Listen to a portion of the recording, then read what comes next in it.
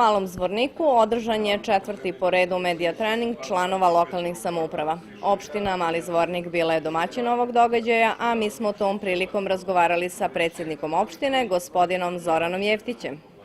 Mi se danas nalazimo u opštini Mali Zvornik i naš gost je predsjednik opštine, gospodin Zoran Jeftić. Predsjedniče, pre 4-5 godina kad smo dolazili u Mali Zvornik, put nije bio ovakav.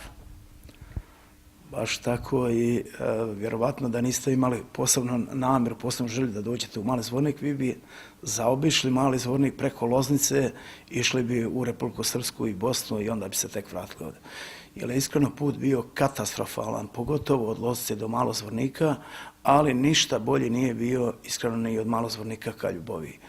Iskreno, nas su 2014. zadesile i poplave, ali taj put nije od poplava toliko bio loš koliko je stvarno nije se ulagalo ništa 40-50 godina u infrastrukturu. I iskreno zahvaljujući i predsjedniku Aleksandru Vučiću i vladi Republike Srbije, ogromna sredstva su uložena za popravljanje infrastrukture, tako da je negdje oko 2,5 milijarde dinara uloženo. Znači, od Loznice do Malog Zvornika ima negdje 25 km, od Malog Zvornika do Ljubovije 40, ali teritorija opštine Mali Zvornik je 25 još kilometara, tako da ogromna sredstva su uložena za popravljanje tog magistralnog putnog pravca. Iskreno imali smo i tu i klizište na našim, da kažemo, oko Starog mosta, tako da je tu su značajna sredstva uložena preko 100 milijuna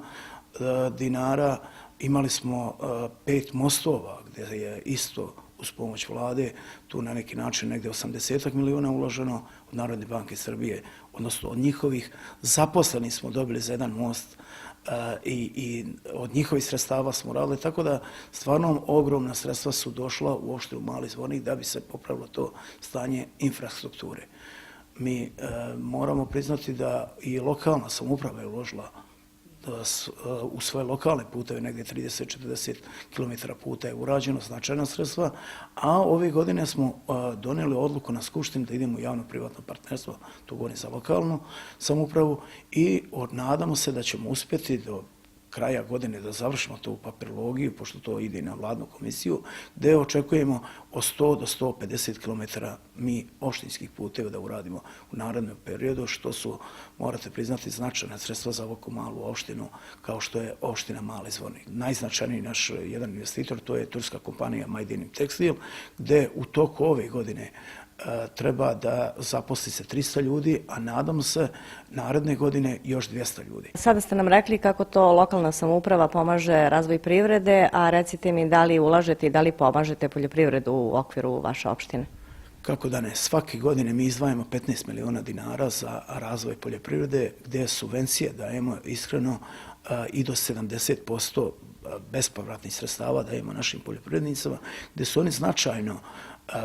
obnovili svoju tu poljoprivrednu mehanizaciju, ima tu i do pčelarstva, znači do plastenika, do navodnjavanja, tako da raznih tih ima tu programa, čak u jednom delu imamo program gdje pomaže i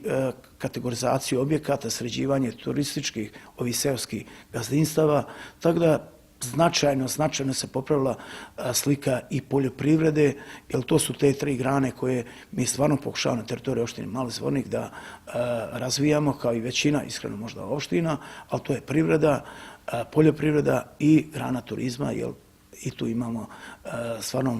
ogromne želje i nadamo se da će te kapacitete koje imamo sigurno u narednom periodu popraviti. Vezano za turizam, šta je to u šta opština Mali Zvornik ulaže? Mali Zvornik može se pohvaliti stvarno, da kažemo, i samim reljefom sa svim ovdje, da imamo Zvorničko jezero, gdje iskreno kroz Mali Zvornik imamo obalu negdje oko 25 km Zvorničkog jezera, imamo Radeljsko jezero, Radeljsku banju, uz neke investitore koji su nam se iskreno najavili, neki su i dolazili, kod nas, očekujemo da Radeljskoj banji vratimo stari sjaj, jer to je jedna od, da kažemo, najpoznatiji nekad bila banja. Banja Koljača je veoma poznata, ali to je negdje u rangu Banje Koljače bila, a nažalost ona je kroz svo ovo vreme, pogotovo ratnih dešavanja, zapuštena, u nikakvom stanju i mi pokušavamo da vratimo joj taj stari sjaj. Iskreno, imamo podzemni grad Karađorđevića, gdje je opština uradila projekat, negdje 1.200.000 je koštao taj projekat, uz pomoć resornog ministarstva dobili smo negdje 32 miliona i opština svojih 5-6 miliona uložila i očekujemo da će podzemni grad Karađorđevića negdje do 1. maja i da se otvori. Tu ima jedno 75 prostorija, 1,5 kilometara hodnika, tako da to će biti stvarno atrakcija u nekom narednom periodu, ne samo za Mali Zvornik, nego nešto novo i u Srbiji. Mimo toga, mi imamo još tu nekih drugih kapaciteta i srednjovjekovno za zdanje Orlovine iz 5. 6. veka, ali sigurno ćete vi i u narednom periodu dolaziti kod nas ovdje i onda ćete se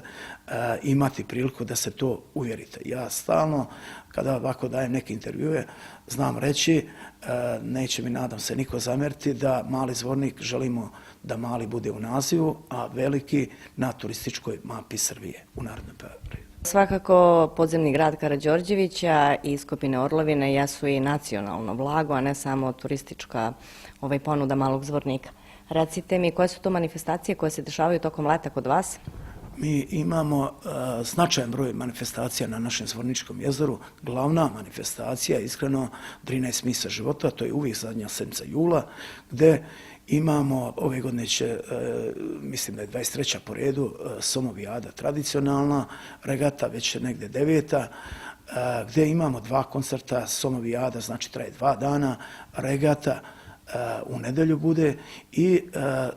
pošto su poznate drinske regate, ali jedina naša regata je jezerska, mirna regata, gdje ima ljudi koji ne vole previše adrenalina, ali dođu kod nas, mogu doći sa decom, fino da se provedu, normalno tu imaju i trubači, ima sve ono što prati sve te regate, tako da je to najznačajnija, da kažemo, naša manifestacija. Imamo mnogo takmičenja u ribolovu, ima skobaljada, ali ove godine moramo se pohvaliti da je održava se kod nas prvo svjetsko prvenstvo u lovu soma na Bočku i gdje mi uz grad Novi Sad, opštinu Kanjižu i Mali Zvornik, mi ćemo prvi put, što kažu, upisati se na toj nekoj mapi, što kažu da smo ipak domaćini jednom svjetskom prvenstvu, to je negdje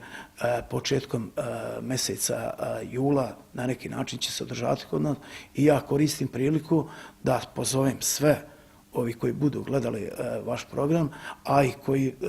neki će preneti tu ako ne gledaju, da nam dođu, da posjeti naše predivne ovdje stvarno krajeve i mi ćemo sigurno u narednom periodu potruditi se da to još upotpunimo,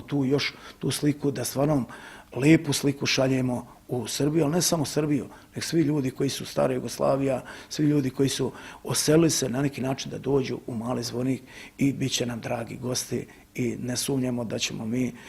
njihovo sve što oni budu poželili mi ispuniti kao domaćini.